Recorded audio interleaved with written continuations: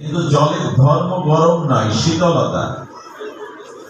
যেহেতু আগুনের সংস্পর্শে জলটা তদাত্ম ছিল, এই জন্য শীতলতা ধর্মের মধ্যে তাপ ধর্ম প্রবেশ করেছে। কিন্তু ওই তাপটাকে জল থেকে আর বাইরে নিয়ে তার স্বভাব শীতলতা ফিরিয়ে আনতে গেলে জলটা কিছুক্ষণ স্থিতি করে রাখতে হবে। ওই স্থিতিশীল জলের ভেতর থেকে ধীরে ধীরে তার বহিঃক্রিয়া বা তদাত্মপ্রাপ্ত তাপটা চলে গিয়ে জল আবার শীতল হয়ে যাবে। যদি কেউ বলেন আমি জল শীতল হতে দেব না, তো হবে না, শীতল হবেই সে। বলে 24 ঘন্টা যদি আগুনের প্রতি জলটা জ্বালায়, বলে জ্বালালে কি হবে? তবু শীতল হবে, কারণ বাষ্প হয়ে জলটা শুকিয়ে আকাশে যাবে, মেঘ হয়ে শীতল বৃষ্টি হয়ে আবার নামবে, ওর জায়গায় ওকে যেতে দিতে হবে। তো মানুষের মধ্যে এই যে আমাদের সত্তা, পরমাত্মার যে চিত্তন আত্মা আমাদের মধ্যে, এবং এই পরমাত্মা যখনই কীট পতঙ্গের মধ্যে প্রবেশ করছে তখন তার উপাধি হচ্ছে কীট। যখন এই মানব শরীরের মধ্যে, প্রপঞ্চের মধ্যে পরমাত্মার অনুপ্রবেশ ঘটছে আত্মারূপে, তখন তার সংজ্ঞা হচ্ছে জীব। যখন এই পরমাত্মা স্বরূপ তেজময় শরীর দেবতাদের মধ্যে প্রবেশ করছে, তখন উপাধিতে তারা হচ্ছে দেবতা। আবার এই পরমাত্মা যখন ব্রহ্মার মধ্যে, ভগবান শিবের মধ্যে বা নিজে নারায়ণের মধ্যে স্বপ্রকাশ হচ্ছেন, স্বয়ং প্রকাশ হচ্ছেন, তখন তিনি নারায়ণ, উপাধিতে ব্রহ্মা, ভগবান শিব।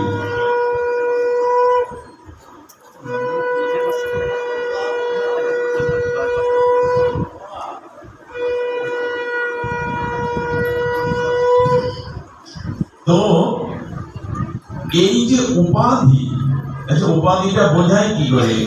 উপাধি হলো, আপনি স্বর্ণপাত্রে বা মৃত্তিকার পাত্রে স্বচ্ছ জল রেখেছেন, আকাশে সূর্যটা ওই জলে প্রতিভাত হচ্ছে, স্বর্ণপাত্র জলেও সূর্যটা প্রতিভাত হচ্ছে, মৃত্তিকার পাত্রেও প্রতিভাত হচ্ছে।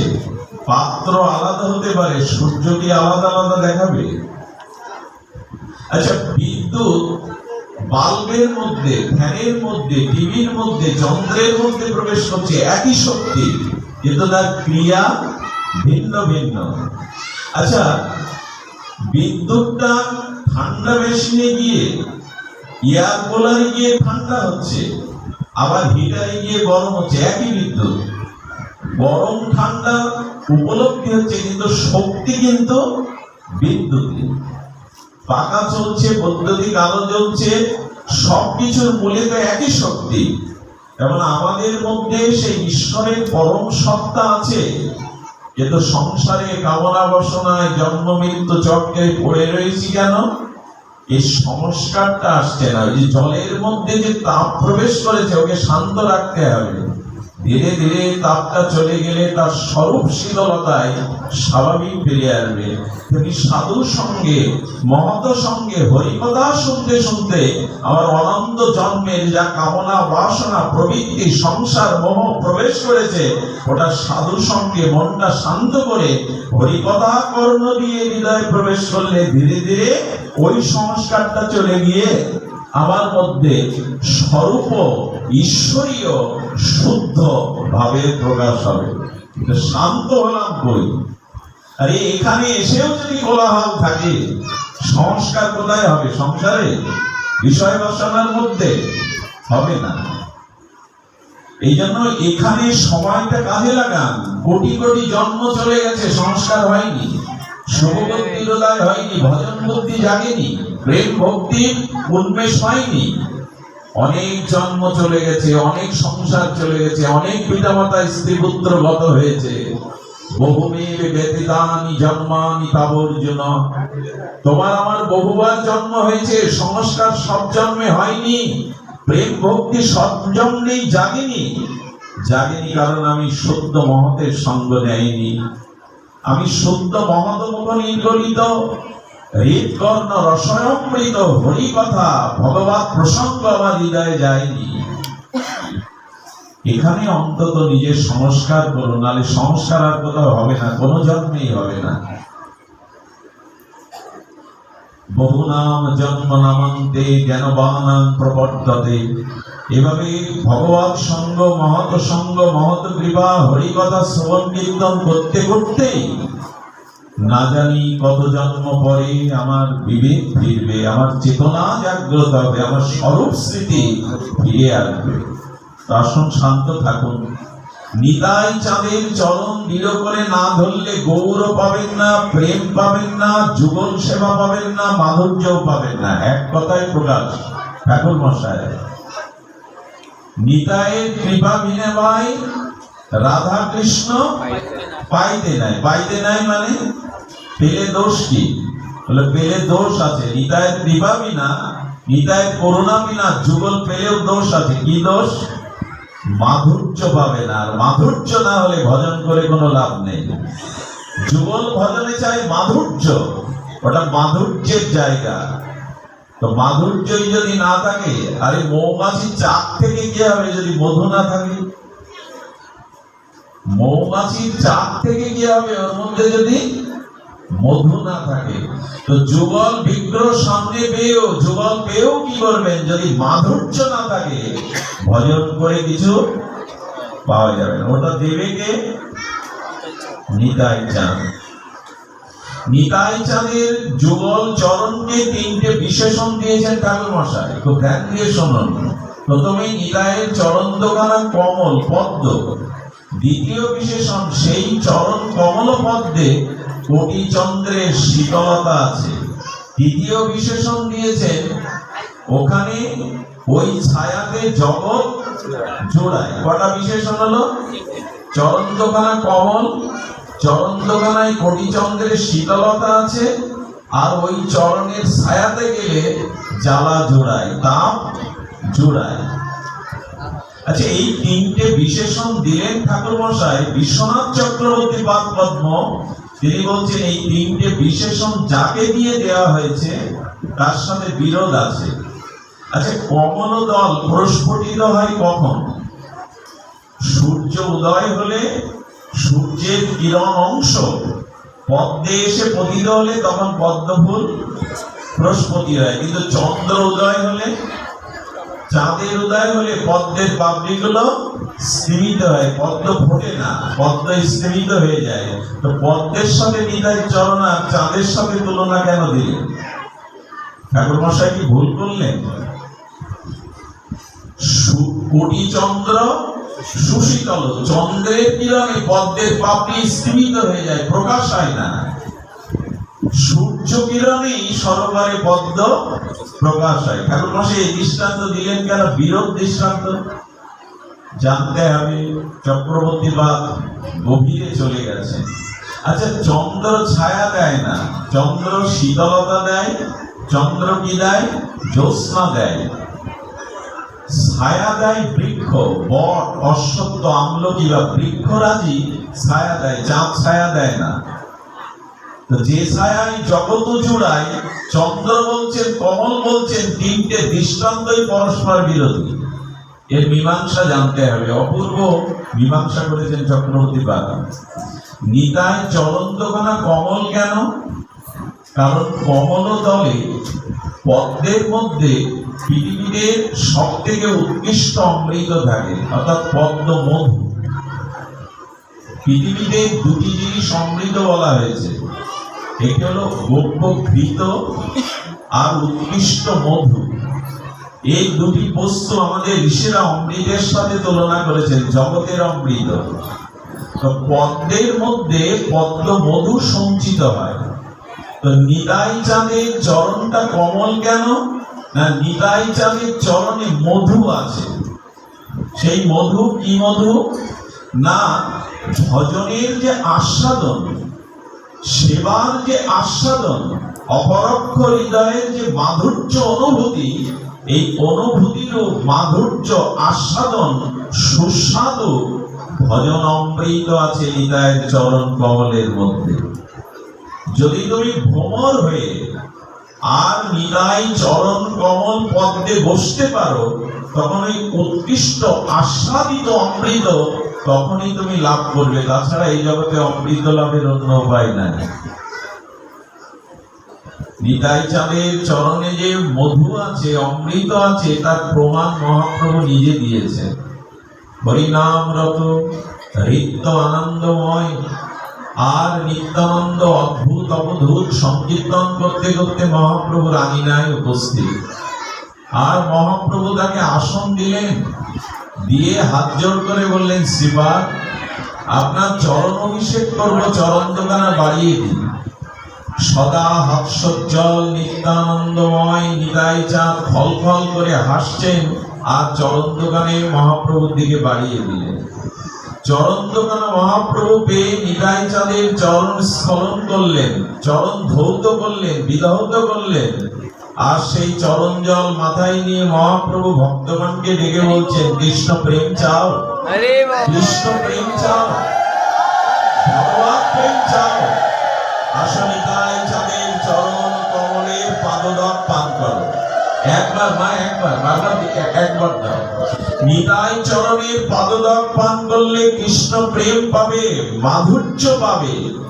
আর যে সকল ভক্ত চরণামৃত মনে করে নিতাই পাদদক পান করলেন, কেউ জিহ্বা দিয়ে চাটছেন, কেউ হাসছেন, কেউ কাঁদছেন, কেউ গড়াগড়ি দিচ্ছেন, কেউ বলছেন এমন অমৃত জিহ্বা কখনো দেয়নি। সাধু সাধু অমৃত আমার কেন এমন হচ্ছে, আমার ভেতরটা কেন তোলপাড় হচ্ছে। কখনো কাঁদে, কখনো হাসে, কখনো ধুলায় লুটায়, কখনো হাগুর বলে, হানিতাই বলে। এক পাদদক পান করে মাতাল যেমন মদিরা মদ পান করে মাতোয়াল হয়ে যায়, উন্মত্ত হয়ে যায়, তেমন নিতাই চাঁদের পাদদক পান করে মুহূর্তেই সকলের ভেতরে আবেশ এলো, প্রেমের উচ্ছ্বাস এলো, তরঙ্গে এলো। এই জন্য এই কথা কথার কথা নয়, নিতাই চরণে যে মধু আছে, সেই মধু আস্বাদন করলে আপনিও গৌর প্রেমে, যুগল প্রেমে মাতোয়ারা হয়ে যাবেন। আপনার ভেতরে উচ্ছ্বসিত প্রেম তরঙ্গ বইবে। এই জন্য নিতাই চাঁদের কমলে গিয়ে চুপচাপ বসে যাও। এই জন্য বলছেন কমল। চন্দ্রের সাথে কেন তুলনা দিলেন? কোটি চন্দ্র সুশীতল। বলেন দেখুন, শীতলতা আমাদের খুব দরকার। আমরা দৈহিক, ভৌতিক, আত্মিক তাপে জ্বলছি। মহাজন বলছে সংসার দাবানল, দাবানলের নাই। বাইরে দিয়ে যতই গাড়ি বাড়ি দেখুন, বাইরে দিয়ে যতই দেখুন শান্তির নিলয়, শান্তির নিকেতন, ভেতরে সবাই তাপে পুড়ছে। সংসার তাপ, ত্রিতাপ তাপ, আর কর্মের যে প্রারব্ধের তাপ, এই তাপে জীব জ্বলছে। তো চাঁদের একটি নাম সুধাকর, চাঁদের মধ্যে অমৃত আছে, চাঁদের স্নিগ্ধ খরিত হয় জ্যোৎস্না, আর চাঁদের শীতলতা আছে। সেই দৃষ্টান্তকে সার করে আমাদের প্রেম ভক্তির মহারাজ বললেন, নিতাই চরণে যেমন মধু পাবে, মাধুর্য পাবে, অমৃত পাবে, তেমনি নিতাই চাঁদের চরণে যদি একবার গিলো করে ধরতে পারো, সমস্ত তাপ চলে যাবে, শীতল হয়ে যাবে, সমস্ত শীতলতা তোমার মধ্যে আসবে। কিছুক্ষণ যদি মন দিয়ে নিতাই কথা শোনেন, আপনি এখনই অনুভব করবেন আপনার হৃদয়ে কোনো সংসার তাপ আর যাবে না। এখনই যদি নিতাই চরণ কমলের ধ্যান করেন, নিতাই চরণ কমলের মহা মহিমা আস্বাদন করেন, এখনই সংসার তাপ আপনার হৃদয় থেকে চলে যাবে। এই জন্য এই সংসার দাবালনের ত্রিতাপ তাপকে প্রশমিত করতে পারে নিতাই চাঁদের চরণ। আর কি বলেছেন? যে ছায়ায় জগৎ জোড়ায়। দেখুন, চাঁদে ছায়া নেই, ছায়া আছে বৃক্ষতলে। এই তাপদাহে, এই গ্রীষ্মের তাপদাহে আপনি গিয়ে অশ্বত্থের তলে বসুন, বটবৃক্ষ আমলকির তলে বসুন, দেখবেন আপনার দেহটা ক্লান্তি দূর হয়ে গেছে, শ্রান্তি দূর হয়ে গেছে। আপনি মায়ের আঁচলের মতো শীতলতার পরশ পাবেন।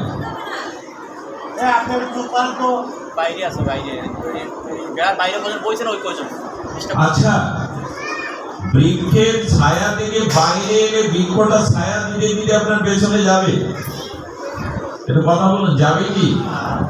ঘরের মধ্যে এসি ছেড়ে দিয়ে যে শীতলতা ভোগ করছেন, ঘরের বাইরে এলে আর ওই শীতলতা আপনাকে দেবে? আচ্ছা, আকাশে প্রখর সূর্যের কিরণ যেতে যেতে একখণ্ড মেঘ আপনার মাথার উপরে ছায়া ফেলেছে, ওটা আপনার গন্তব্য পর্যন্ত ওইভাবে ছায়া দিতে দিতে যাবে তো? কোনোদিনই যাবে না। কিন্তু হৃদয় চাঁদের চরণ যারা একবার হৃদয়ে ধরেছে তারা ছায়ার অভাব হবে না, তার শীতলতা সবসময় শীতলতা পাবে।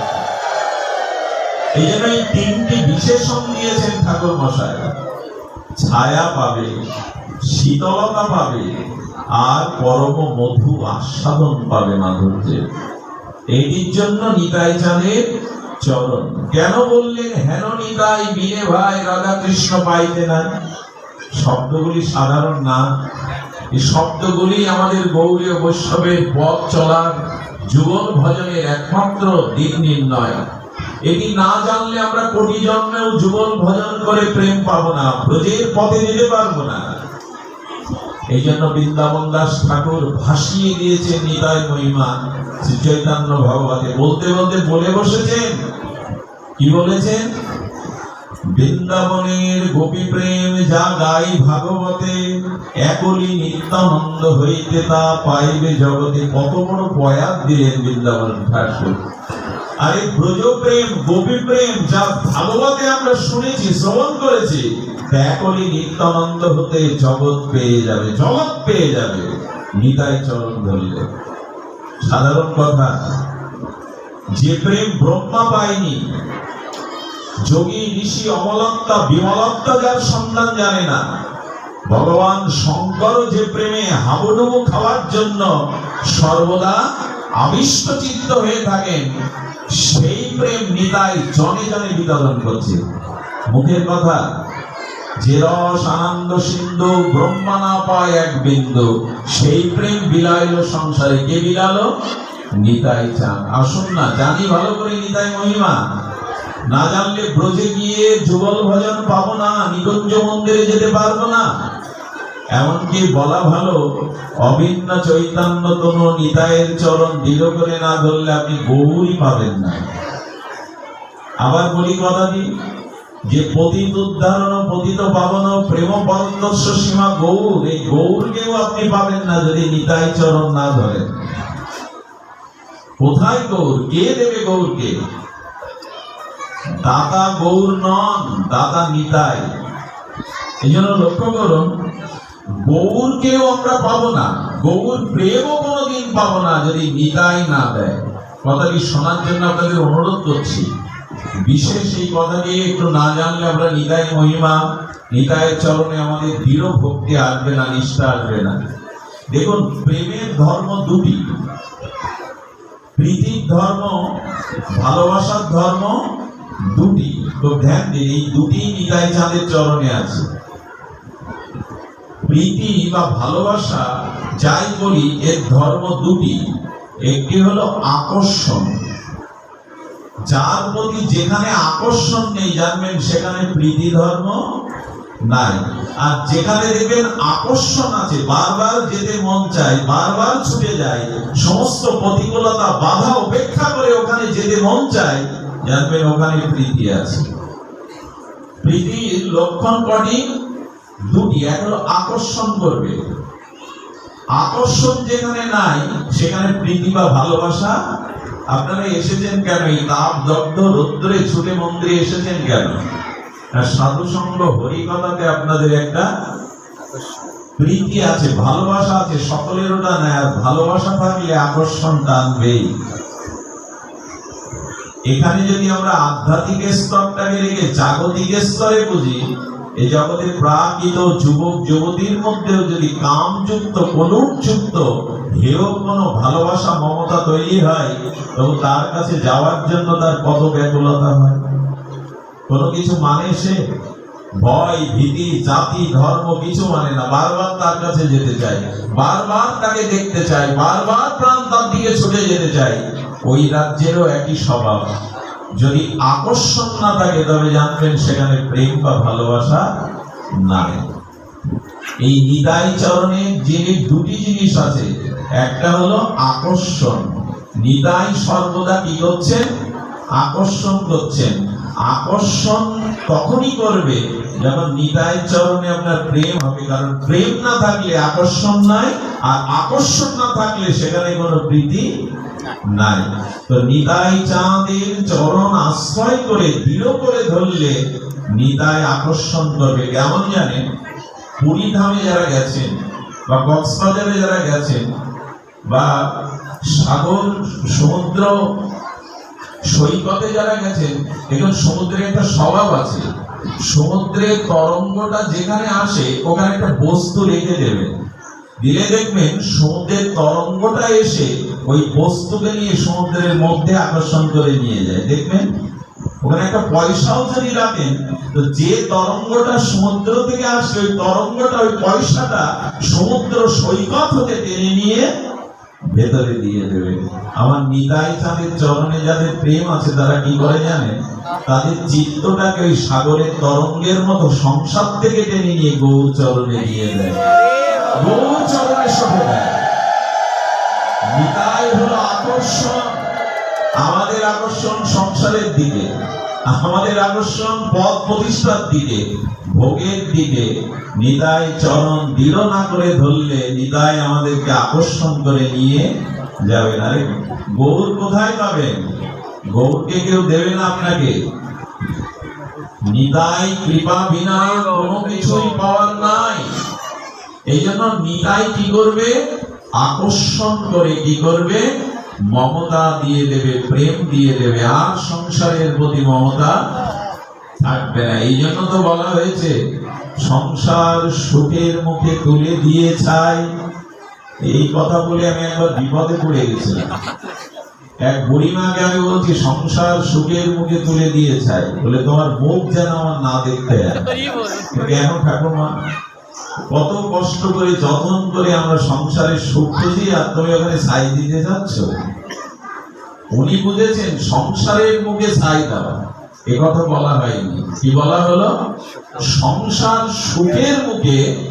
মহাজনের পথ তো সাধারণ না, এ অপরোক্ষ অনুভূতি। দেখুন মানুষ ফেসে গেছে কোথায় জানেন? সংসার সুখে। সংসার সুখেই মানুষ ফেসে গেছে, কারণ সাংসারিক সুখটা প্রকৃত সুখ নয়।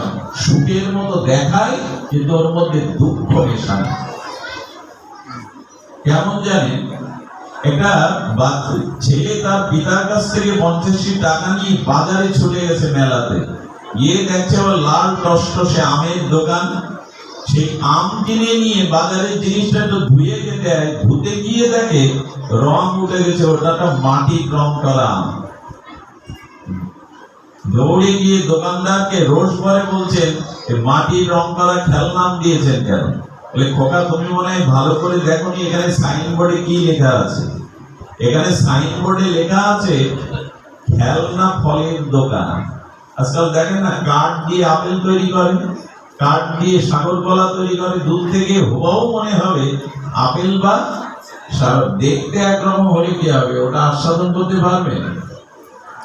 মাটির দ্বারা রং করা খেলনা আমটাকে আমের মতো দেখায়, কিন্তু রস পাওয়া যায় না, আস্বাদন করা যায় না। তো গোবিন্দ সংসারের নাম দিয়েছেন কি? সুখের জায়গা। গোবিন্দ সংসারের কি নাম দিয়েছে গীতায়? সংসার দুঃখালয়ম, সংসার অশ্বতলয়ম।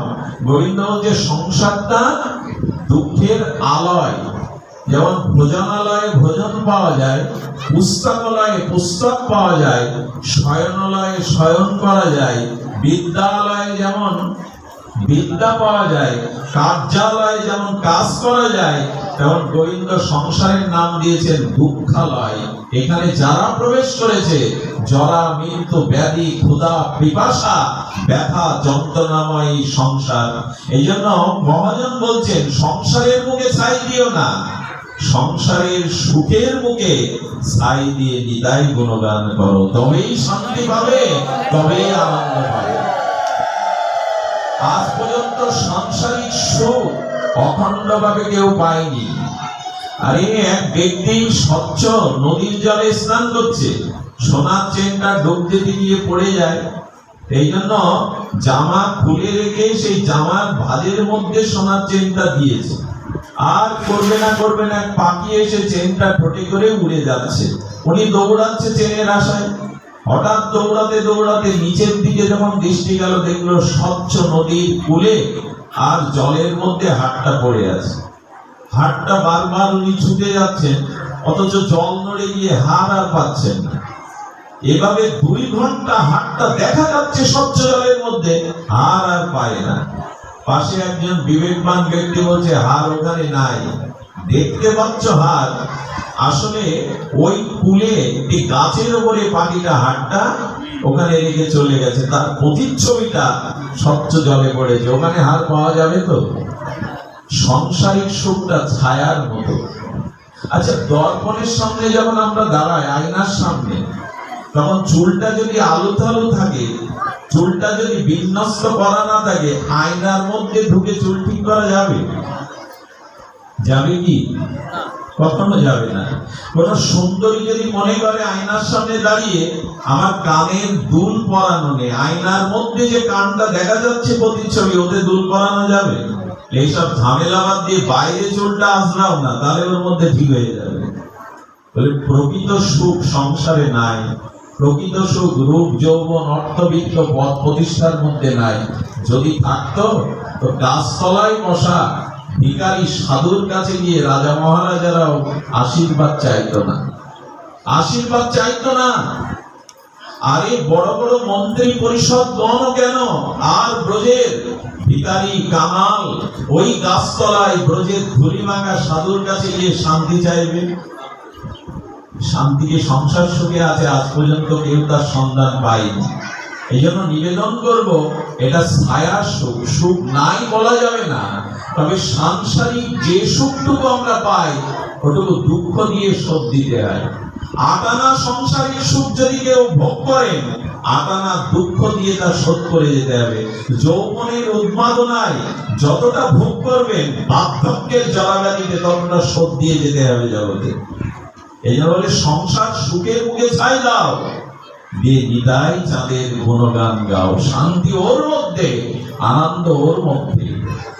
এই কথা আমাদের মাথায় ঢুকবে না, এই কথা আমাদের মাথায় আসবে না, নিতাইয়ের কৃপা না হলে, গুরু কৃপা না হলে। এই জন্য বলছেন যে হেন নিতাই বিনে ভাই রাধা কৃষ্ণ পাইতে নাই কেন, নিতাই আকর্ষণ করে গৌর দিয়ে দেবে। এই দেখুন মহাপ্রভু নিজে মুখে প্রত্যেকটি কথার প্রমাণ রেখে গেছে চৈতন্য চরিতামৃতে, চৈতন্য ভাগবতে। কি বলছেন? আহা, কথাটি বলতে গেলেই মনে হয় সাইনবোর্ড করে যদি ঝুলিয়ে রাখতে পারতাম বলায়। মহাপ্রভু কি বলছেন? দিনন্তে যে নিতাই বলে একবার, কয়বার? কি বলছেন? স্বয়ং প্রেমদত্ত চৈতন্য বলে, দিনন্তে যে নিতাই বলে একবার, আমি হই তার, সে হয় আমার। এর থেকে বড় মন্ত্র আর কি আছে? মহাপ্রভু বলছেন যে দিনান্তে যে নিতাই বলে একবার, একবার, তবে বলবার মতো বলুন। দিনান্তে যে নিতাই বলে একবার, আমি হই তার, সে হয় আমার। নিতাই বলছেন কলিকে আমি আসতে দেবে। ও হ্যাঁ, ওহে ভ্রাত, আর তুমি মায়ার ফাঁদে পড়ো না, ভগবানের নাম নাও, হরির নাম নাও। আমি চোখটাকে, মণিটাকে চারিদিকে ঘুরিয়ে নিতাই চাঁদ বাহু স্ফোটন করে বেদ ঘোরাচ্ছে, বলি তুমি আমার আশ্রিত ভক্তের কাছে আসতে পারবে না। যে গৌর বলে, যে নিতাই বলে, তার কাছে বলে তুমি আসতে পারবে না। বেদ ঘোরাচ্ছে নিত্যানন্দ। আর ভ্রান্ত পথে চলো না, আর মায়ার পথে চলো না, নিতাইয়ের চরণ দৃঢ় করো, নিতাই আকর্ষণ করে নেবেন। আচ্ছা, আপনি নিতাই বাদ দিয়ে গৌর চরণে গেলে গৌর পাবেন বলে মনে করেন? কি আশ্চর্য ঘটনা ঘটে গেছে জানেন? 18 বার একজন গৌর চরণে গেছে, গৌর কৃপা পাইনি, গৌর চরণ আশ্রয় পাইনি। কতবার? কতবার বললেন মা? 18 বার গৌর চরণে গেছে। তা কে জানেন? শরদস্বামীর অন্যতম বিরক্তিবনাথ, যার কারণে আমরা রাধাকুণ্ড পেয়েছি। সেই রাধাকুণ্ড যজ্ঞ বেদী, যে রাগানুগ ভজনের ধ্রুব তারা অধ্যক্ষ, রাগ ভক্তির বেদীতে যিনি অধ্যক্ষ, সেই রঘুনাথ দাস গোস্বামী, হিরণ্য গোবর্ধনের জমিদারের পুত্র, 600 বছর আগে যাদের নিটায় 8 লক্ষ টাকা বছরে, 600 বছর আগে, এখন ওটা কত 800 কোটি, সেই হিরণ্য গোবর্ধনের রাজ সম ঐশ্বর্য, ইন্দ্র সম ঐশ্বর্য, উর্বশী সম স্ত্রী, পুত্রও ছিল। 18 বার সংসার ফাঁকি দিয়ে গৌর চরণে গেছে। শেষবার মহাপ্রভু কি বললেন জানেন? শেষবার রঘুনাথকে দেখে মহাপ্রভু বলছেন, মর্কট বৈরাগ্য না দেখা, লোক দেখাইয়া, মর্কট বৈরাগ্য না করো লোক দেখাইয়া, যথাযথ বিষয় ভুঞ্জ, যাও ফিরে যাও। বারবার কেন আসছো আমার চরণে? মহাপ্রভু ফিরিয়ে দেবে কেন? উনি তো পতিত পাবন, উনি তো দয়াল। 18 বার যিনি রাজ ঐশ্বর্য ভোগ ছেড়ে গৌর চরণে গেছেন, মহাপ্রভু ফিরে যাও, মর্কট বৈরাগ্য দেখাবে না, লোক দেখাবে না, চলে যাও। কারণ কি জানেন? নিতাই কৃপা না করলে গৌর তাকে চরণ আশ্রয় দেবে না। আরে কত বড় দৃষ্টান্ত! ফিরে এসে রঘুনাথ দাস গোস্বামী চিন্তা করলেন, আমার ভুল কোথায়, আমার সমস্যা কোথায়, আমি বারবার গৌর চরণ থেকে কেন ফিরে আসছি, কেন মহাপ্রভু আমাকে চরণে ঠাঁই দিচ্ছেন না? চিন্তা করে দেখলেন মহাজনের অনুভবে নিতাই চরণ ছাড়া গৌর পাওয়া যাবে না, গৌর দেবে